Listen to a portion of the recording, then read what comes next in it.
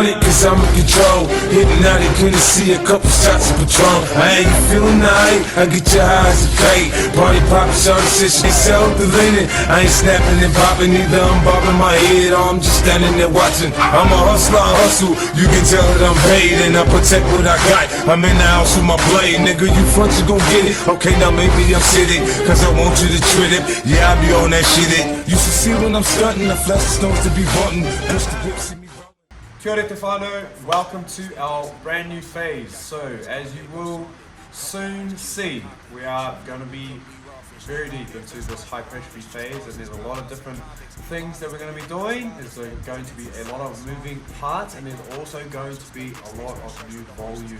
Alright, so to counter the effects of that new volume and also the new stimulus from the movement itself, it's very important that we manage the load, especially with movements that are accessories to our prime movements. Okay, so as you all know by now, we do love to do the big three here, which is your back squat, your deadlift, and your bench press. And then there's a couple of other prime movements that we use as well, like the strict press. We will be introducing some ollie lifting on our Tuesdays and Thursdays as well, because that is going to be involved in the competition in 6 weeks' time. And then, as I said before, a ton of volume. So, how do I deal with all this new volume? Well, a really good way is to start with very, very limited load and work on the movements itself.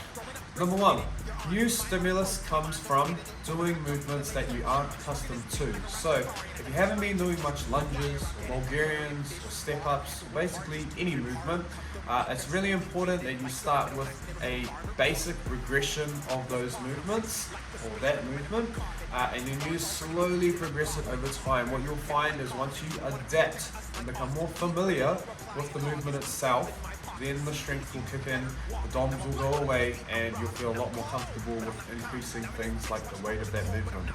Alright, with that said, we will also be doing a lot of volume with just our basic big three as well. So you will be accustomed to your back squatting, your bench press, probably pull-ups or a variation of them, and your deadlifts or hip hinge variations too. So those won't be the big deal. It'll probably be things where we do maximum reps, which comes up a couple of times in the program. We do unilateral exercises where we're working one side individually and isolating that single side.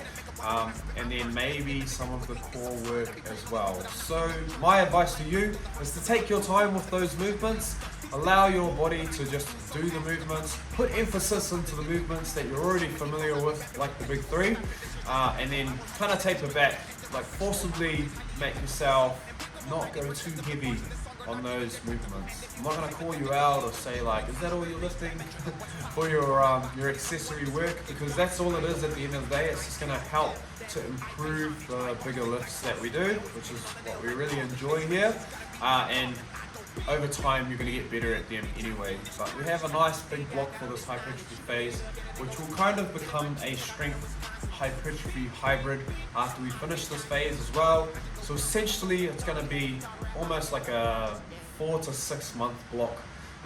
But this first kind of 3 month block will just focus on building some familiarity with these new movements, adapting to the new volume of it all, and just obviously not overdoing it. Anyways, if you guys have any questions about all of this new stuff we're going to be doing, or here's another little thing that's going to be added in as well. Here's some pogo variations, because we are going to be working on some of our explosive ability, alright?